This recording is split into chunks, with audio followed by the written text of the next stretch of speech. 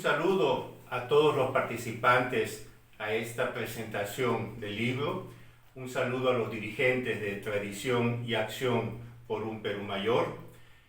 Yo soy Julio Loredo, socio fundador de Tradición y Acción por un Perú Mayor, y tengo el gusto de dirigirles la palabra a distancia.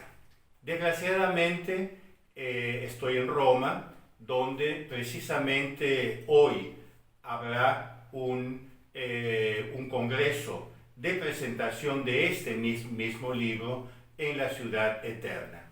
No pudiendo estar en dos lugares al mismo tiempo, necesariamente he tenido que hacer esta presentación en un vídeo. ¿De qué se trata? Se trata de un libro pequeño en sus dimensiones, pero inmenso en sus repercusiones, inmenso en sus consecuencias. Este aquí es la versión original italiana, el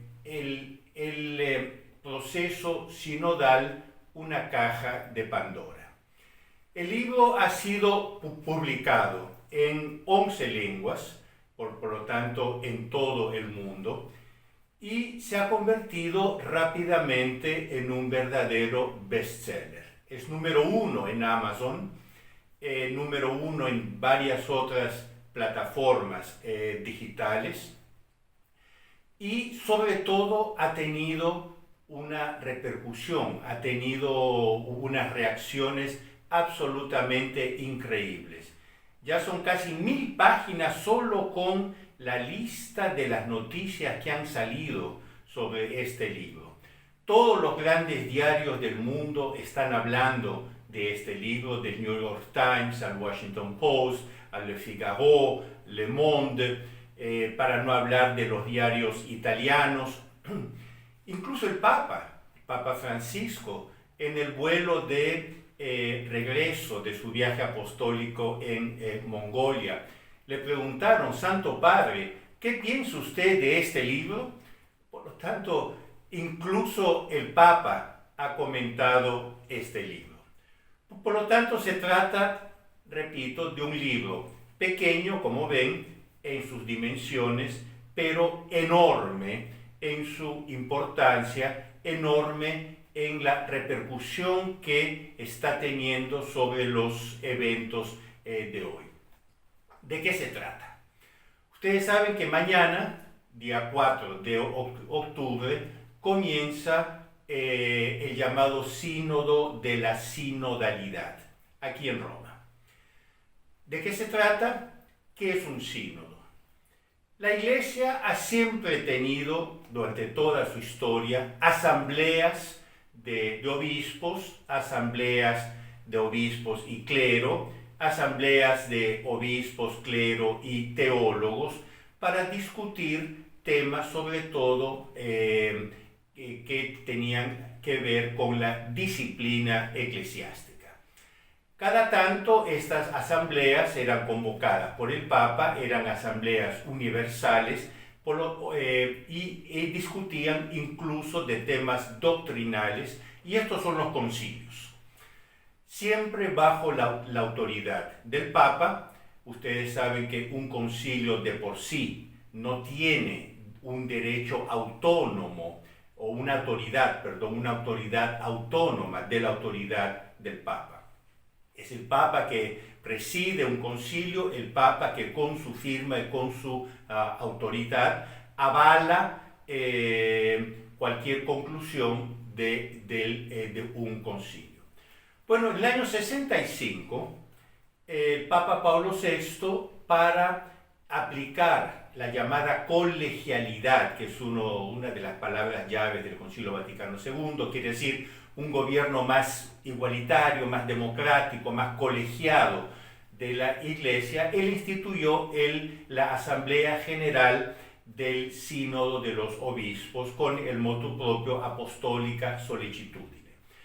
El sínodo es una asamblea, un cuerpo externo a la curia romana que se reúne cada 4 años, pero en la versión original o en la intención original de Papa Pablo VI, el sínodo se reunía, primero convocado por el Papa, segundo, para discutir temas definidos por las autoridades eclesiásticas, tercero, no tenía ningún poder deliberativo, era solamente consultivo. El sínodo después presentaba al Papa sus conclusiones, lo que se llama documento final, y el Papa entonces tomaba eso y escribía una exhortación apostólica postsinodal. Esto sí ya magisterio porque claramente se trata de un documento pontificio. Por los 50 años de la institución de esta Asamblea General del Sínodo de los Obispos, Papa Francisco anunció que iba a cambiar radicalmente la propia naturaleza del Sínodo de los Obispos. Primero se dividiría en 3 etapas, una etapa consultiva, una etapa celebrativa, es decir, el sínodo propiamente dicho, y una etapa aplicativa. ¿Por qué? Él dice, hay que cambiar la iglesia, y aquí ya entramos, estimados amigos, en el tema del libro, hay que cambiar la iglesia en sus raíces. Digo yo, hay que constituir una nueva iglesia. Él dijo, hay que invertir la pirámide, quiere decir, perdonen el lenguaje coloquial, poner la iglesia patas arriba, para crear una nueva iglesia constitutivamente sinodal. Entonces, para eso, el sínodo pasa a tener una fase consultiva muy larga de consultación al pueblo de Dios, es lo que se llama la escucha, escuchar el pueblo de Dios. Se recogen las opiniones del pueblo de Dios en esta primera fase consultiva, se elaboran documentos en base a lo que el pueblo de Dios, a lo que el pueblo dice, y se presenta entonces a la asamblea, en la segunda fase, la fase celebrativa. La propia asamblea cambia de su naturaleza, porque ya no es el sínodo de los obispos, es el sínodo que incluye obispos, clero y laicos, incluso mujeres, todos con el mismo derecho a voto. Entonces, por la primera vez en la historia, los laicos e incluso mujeres van a tener derecho a voto a igual nivel que un obispo o un cardenal. Después habría la fase aplicativa, es decir, las conclusiones del sínodo, entonces pasan a aplicarse, y ahí viene una segunda fase de escucha del pueblo de Dios. Quiere decir, ustedes, pueblo, ¿le gusta lo que hemos hablado? ¿Le gusta lo que hemos decidido? No, no me gusta, entonces lo cambiamos. Entonces se establece un proceso por el cual se consulta el pueblo de Dios, y después vamos a ver que es una mentira, porque no se ha consultado el pueblo de Dios, pero se consulta el pueblo de Dios, se discute y después se presentan las conclusiones al pueblo de Dios, que decide de cambiarla, aceptarla, rechazarla como quiera, y después se pasa a una segunda fase celebrativa que resulta en una segunda fase aplicativa, etcétera, etcétera. Por lo tanto, se abre un proceso. Estos cambios fueron consubstanciados en una constitución apostólica del 2018 del Papa Francisco. Por lo tanto, ustedes ven que el sínodo cambia radicalmente de su naturaleza, pasa de ser una asamblea periódica a ser una asamblea permanente, pasa de ser una asamblea consultiva, quiere decir que da propuestas al Papa, da sugerencias al Papa, a ser una asamblea deliberativa, y pasa a incluir teóricamente, vamos a ver que no es así, teóricamente pasa a incluir todo el pueblo de Dios. Y cuarto, y la cosa más importante, se abre un proceso Es por eso que hemos llamado el libro no sínodo, sino proceso sinodal.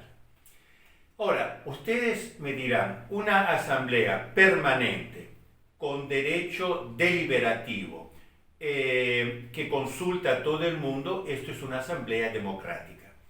Y entonces de lo que se está hablando es de la democratización de la Iglesia. Y entonces por eso se llama el sínodo de la sinodalidad y se define como un camino que abre una vía que sigue en un proceso. Ustedes miran, pero ¿qué es lo que quiere decir esto? Un camino que abre una vía que resulta en un proceso que es un caminar juntos. Que caminar juntos es el eslogan del sínodo. Sínodo viene del griego sin-odos, quiere decir caminar juntos, por tanto sínodo ya es un caminar juntos. Entonces ustedes ven que es un proceso que va a continuar y ya no va a parar. Es un proceso que los propios documentos sinodales dicen, no hay que tener miedo de tocar cualquier estructura y cualquier dogma de la Iglesia. Que si uno dice, este dogma no lo puedo tocar, los documentos sinodales dicen, esto es ideología y no es católico. Lo católico es tener el espíritu abierto, es tener el espíritu totalmente libre de cualquier preconcepto. Los preconceptos son ideología y no son una cosa buena. Por lo tanto, pretenden abrir, y aquí está la metáfora del título del libro, una caja de Pandora. ¿Recuerdan el mito Pandora, hija de Zeus? A las tantas, pues, tuvo una historia un poco larga de la mitología griega. A las tantas, su padre, Zeus, le da un regalo que es una caja, pero dice, no la abras. Ella, curiosa, abre la caja y de esa caja salen todos los males del mundo. Como ustedes ven, es una versión pagana, griega, del pecado original, quiere decir el origen de todos los males en el mundo. Por lo tanto, se está abriendo una verdadera caja de Pandora, que no se sabe en qué va a dar, que una vez que se abre un proceso, es como un huaico. Un huaico comienza y no se sabe cuándo va a acabar hasta que llegue al mar. Este huaico, este cambio profundo, toca, ahora entro un poco más en el contenido de este sínodo, toca en dos puntos fundamentales de toda la Iglesia, porque me olvidé de decir, una gran novedad es que en cuanto todos los otros sínodos han tratado de puntos específicos, el sínodo de la familia, el sínodo de la juventud, el sínodo de la nueva evangelización, etcétera, etcétera, este sínodo trata de todo. Por eso que se llama sínodo de la sinodalidad, quiere decir, es una especie de tautología, ¿no? Yo hablo porque hablo, y hablando hablo. Suena muy raro, pero es exactamente lo que ellos quieren hacer. Entonces, se comienza por alterar, por cambiar radicalmente quiere decir a la raíz, a los cimientos, la estructura de la Iglesia. La estructura de la Iglesia fue dada por nuestro Señor Jesucristo. Es una estructura jerárquica de los fieles. Nuestro Señor separó, es decir, llamó así 72 discípulos, está en los evangelios. De esos 72 discípulos, Él escogió 12 apóstoles y solo a los apóstoles Él dio ciertos poderes, que son los poderes episcopales. Y de entre los 12 apóstoles, Él escogió uno. Dice, sobre esta piedra, no sobre estas piedras, edificaré mi iglesia. Tanto que le cambió el nombre de Kefas de Simón a Kefas, piedra. San Pedro se llamaba Simón, ahora se llama San Pedro porque es la piedra sobre la cual está edificada la iglesia. La estructura jerárquica de la iglesia es tradicional desde siempre. No es verdad, como dicen los progresistas, los teólogos de la liberación y los progresistas de varios colores, no es verdad que haya sido un desarrollo posterior. Ustedes lean la carta del Papa San Clemente a los Corintios del año 92, no 1900, año 92, carta a los Corintios del Papa San Clemente. Los corintios querían hacer un sínodo democrático, querían contestar el poder de los presbíteros, el poder de los diáconos, el poder de los obispos. Y Papa San Clemente en el 92 hace esta carta donde dice, perdonen, la estructura de la iglesia es jerárquica, teniendo al centro el obispo de Roma, que es decir, el Papa. San Juan Evangelista estaba vivo, él murió solo 8 o 9 años más tarde. Si esto hubiera sido contrario a la doctrina de nuestro Señor Jesucristo, San Juan se hubiera levantado y hubiera dicho, perdón, esto no es verdad, y yo estaba allí, yo soy apóstol. En cambio, no solo no se levantó para contestar esta doctrina, esta carta apostólica del Papa San Clemente, sino que la apoyó. Por lo tanto, la constitución jerárquica de la Iglesia es desde siempre. Esta constitución jerárquica dice que hay una jerarquía, la Ecclesia Docens, la iglesia que enseña, y un cuerpo de fieles, que son los bautizados, que es la Ecclesia Discens, la iglesia que aprende. La iglesia jerárquica enseña, gobierna y santifica. La iglesia de los fieles, de Discens, es gobernada, es santificada y es enseñada. Esto se puede asimilar a una pirámide. Pues bien, los documentos del sínodo dicen que hay que invertir la pirámide. Esta es una de las metáforas principales del sínodo, la pirámide invertida, donde la base pasa a ser la cúpula y viceversa. Por lo tanto, una verdadera revolución de carácter igualitario. Ahora, para crear esta nueva iglesia sinodal, donde todos tienen que caminar juntos, tienen que ser todos. Y aquí entramos en una segunda palabra mágica, una palabra talismánica del sínodo. La primera es escuchar, hay que escuchar a todo el pueblo de Dios, porque dice el documento preparatorio del sínodo, el sínodo comienza en el pueblo, se desarrolla en el pueblo y acaba en el pueblo. Entre paréntesis, nosotros aquí vemos ecos de la llamada teología del pueblo argentina, de la cual el Papa Francisco es un secuaz, es un seguidor, que es una versión de la teología de la liberación, fundada justamente en el Perú por el padre Gustavo Gutiérrez Merino.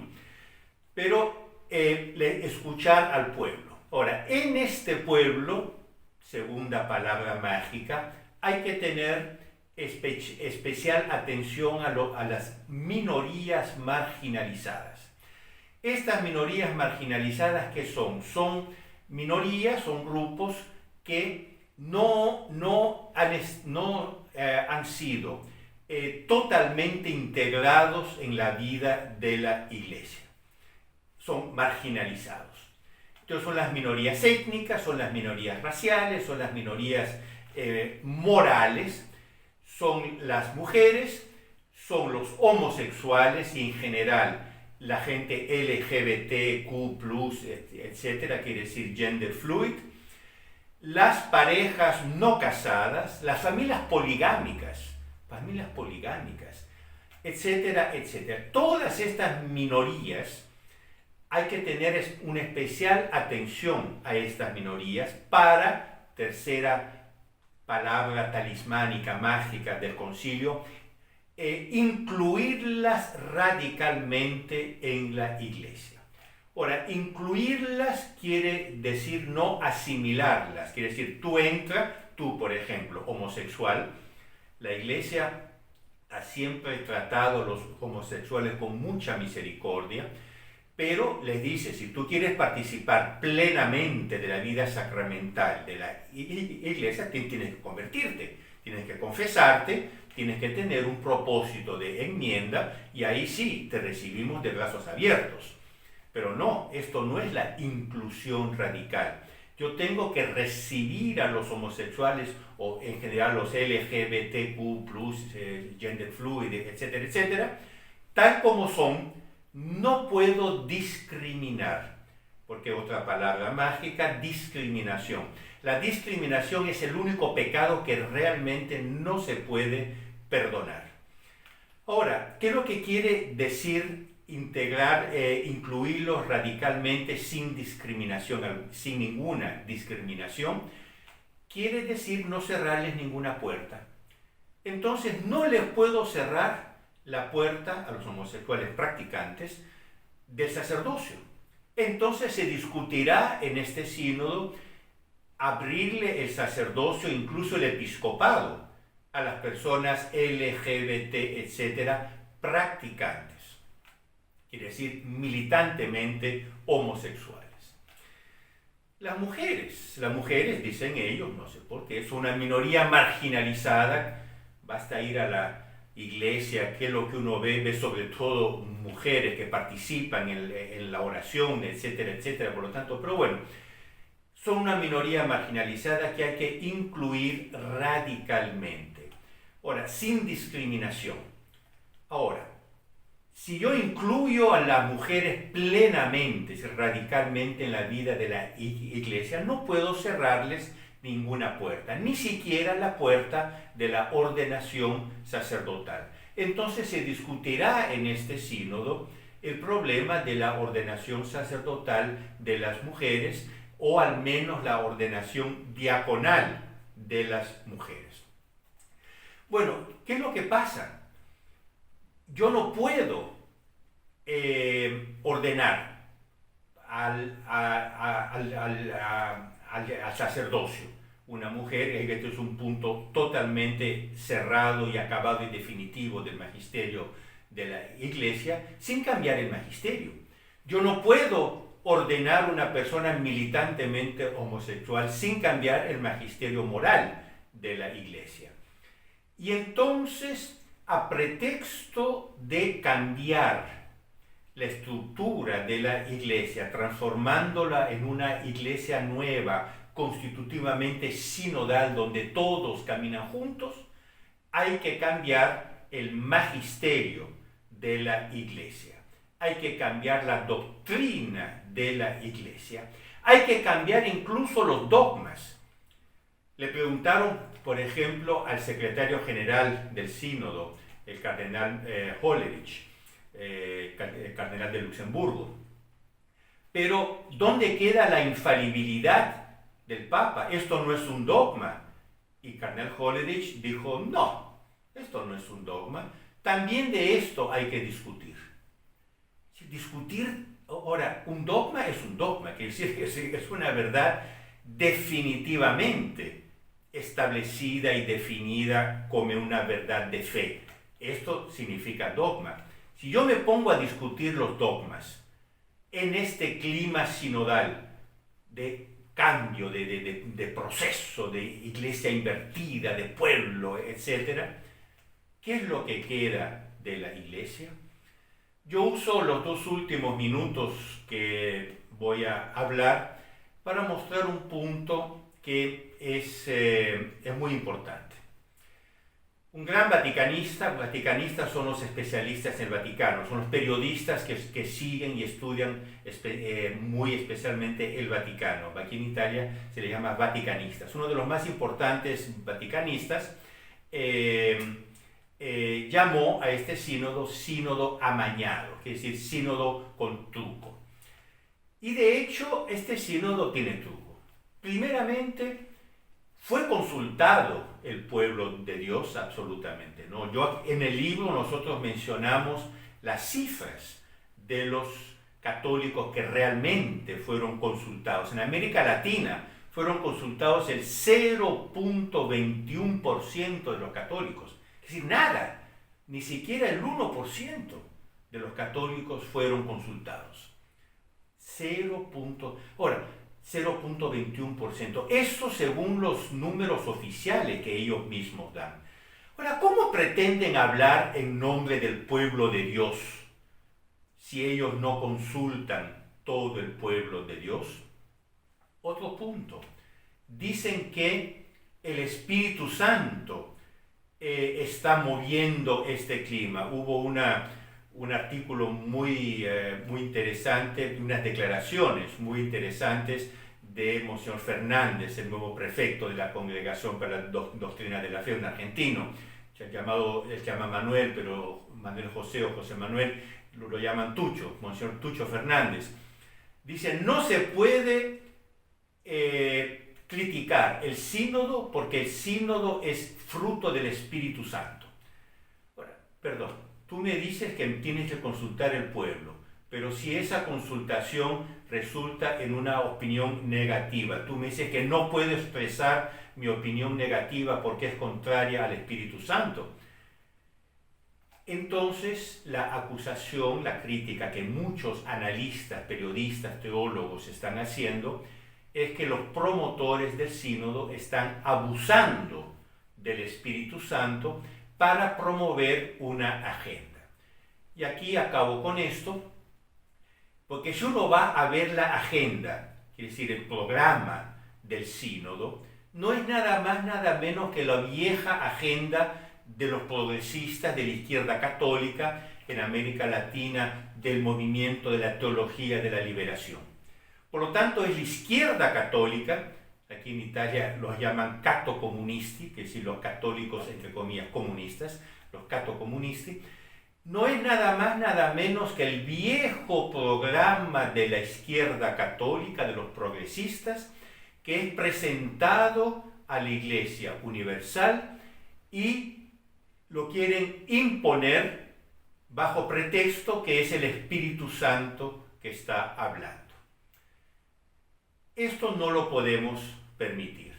El verdadero pueblo de Dios, es decir, todos nosotros, tiene que ser escuchado y por eso escribimos este libro. Este libro tiene 4 autores, pero colocamos en la portada solo el nombre de 2, entre ellos el mío, que soy por lo tanto coautor de este libro. Cómprenlo, léanlo, difúndanlo. Es un libro muy simple, vean que es pequeñito, 100 páginas, 100 preguntas y respuestas, está hecho a modo de catecismo, por tanto es muy simple de leer. Cómprenlo, difúndanlo, coméntenlo, porque cuanto más podamos crear una ola de perplejidad en relación al sínodo, más los progresistas van a tener que frenar sus ímpetus revolucionarios. Pongamos esta iniciativa bajo el patrocinio de la Virgen de la Merced, cuya fiesta celebramos un par de semanas atrás, y Nuestra Señora del Santo Rosario, cuya fiesta estamos celebrando en estos días de octubre. De nuevo, a todos ustedes, señoras, señores dirigentes y miembros de Tradición y Acción por un Perú Mayor, un saludo desde Roma y adelante, adelante, adelante. Muchas gracias.